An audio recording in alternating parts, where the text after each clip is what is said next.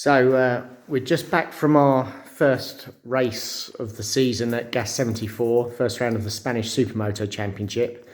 Obviously, you got a few videos of the weekend. I couldn't do much on Saturday or Sunday because we were just too busy with the pressure of racing. A lot of people have asked how it went. Thanks for your support and your following. Yeah, it's pretty good, to be honest. Obviously, you've been following the videos and you know that we're using a pretty much stock 2023 bike. Well, in the SM Road class, which is like ultra competitive, Loris Dunn was a pilot, and he qualified in third position, which was quite amazing. Obviously, he's riding really well, and it's not a power track, so we didn't need loads of power, seeing as the engine was pretty much standard. But the bike itself was handling really well. He was riding really well, and yeah, he just rode the socks off it and put it in third position. And third position only by the lap record and pole was 40.8, and he did it's a 40.08, and he did a 40.10 or something. So it's like so close, it was untrue. That's how competitive the class is.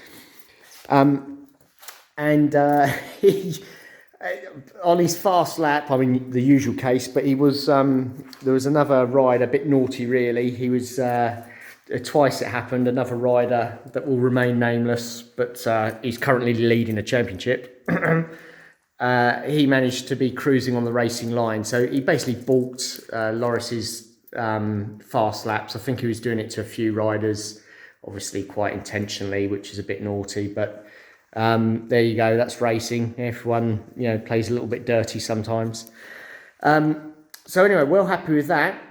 The only thing was that without the DVR exhaust pipes that we ordered in December, and like many people are still waiting for, the bike won't sort of rev out, so the stock pipe kind of like stalls at the top end basically. So when you're launching off the start line and you want to hold on to that gear, you can't. You've got to make that next shift, and he got swamped off the start and basically then had to fight through the pack a little bit. So racing wise, not as good as we hoped. He ended up P6 and P6 in both races with sixth position overall. In the second race, he was running fourth and could have finished fourth, but he got a bit of arm pump on the final few laps and faded, which he needs to work on as a pilot, because obviously it's no good spending loads of money on the motorbike, putting new tyres on it for you to then suffer from arm pump and not be able to bring a result home. So he's working hard on his fitness now to try and resolve that. I think some of it was a bit too much tension, holding onto the bike a little bit too hard. Having said that, the second race especially, he was flying, and it's probably the best I've ever seen him riding. So it's just a shame the arm pump came in, and with 3 laps to go, he faded and dropped from fourth to sixth. But again, that's racing. The other riders, that's Will McMahon's bike, which that was the one with the electrical issue. So I'm still trying to find that. I thought it was the alternator, but I'm not so sure now. So I'm going to be swapping a few components across to try and find out what that electrical issue is. He did very well. He was P14, kept improving his times throughout the weekend. So he was happy with his result. Well, happy with his lap time, but not with the position.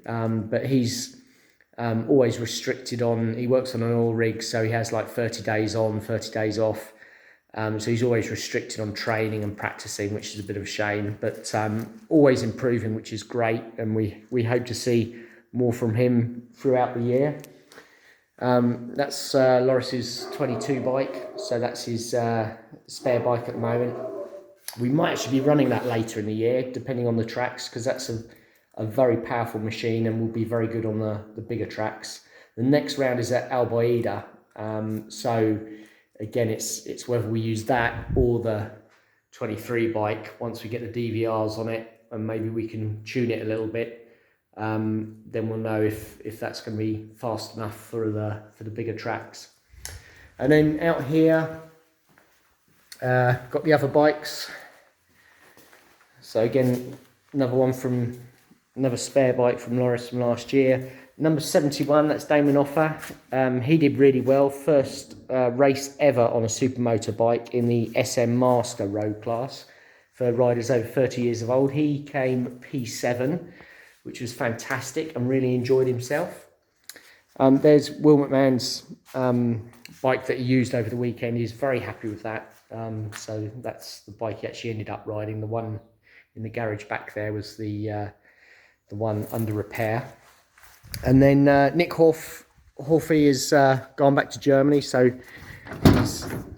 he's no longer with us at the moment. He's back to Germany to continue his racing the German Championship. He got P8 overall. The actual official results haven't been out yet, but he was in the SM Pro class and he did really well. I think he got a P9 and a P7, so we think that means P8 overall. Against Diogo Moreira won the race. He's in the Moto3 World Championship and won last year a Grand Prix, a S1 GP Grand Prix.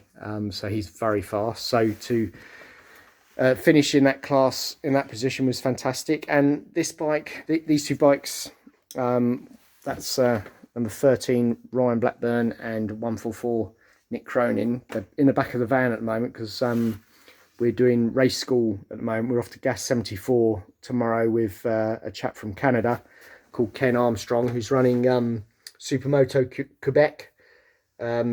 So he's come over for a 3-day training course. We've done 2 days here at Supermotoland, and now that's all his kit drying there. So he's done 2 days at our private track, which is just out of view over the top of the fence line there. And now he's basically on the 3rd day. We've practiced all the skills. Now we're off to Gasss74 to just have some fun on a bigger circuit and learn a few skills around there.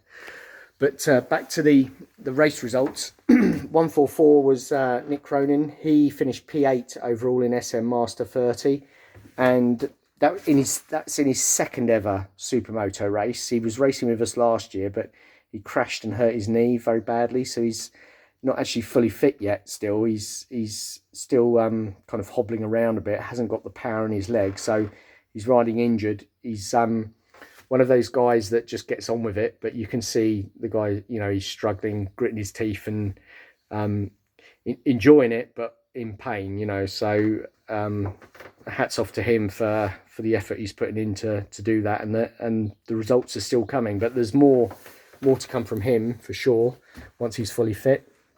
Ryan, first ever race. I think on Friday he was like wondering what the hell he was doing because he was just getting blitzed by everyone, but he just kept working away at it, getting faster and faster, and ended up P9 overall in the SM Master 30 class, and yeah, really enjoyed it. Had a good result and had some fun, which is basically what the whole team is all about. There's Simba, yellow. So yeah, now we're off to Gasss74 for some more training tomorrow. I'm still in a bit of a mess at the moment. That's all the tyres from the weekend, just all being sorted out. Obviously, once I've got everything done and dusted with race school, then I'll be back onto these bikes, and hopefully we'll have some DVRs this week that we can fit to this bike, and then try and find some power. There's one last thing I want to show you with regard to finding some power. Now, those of you that have been here will probably have seen this, but our latest, just turn the light on in there. This is our dyno room. So there's our Dyno Pro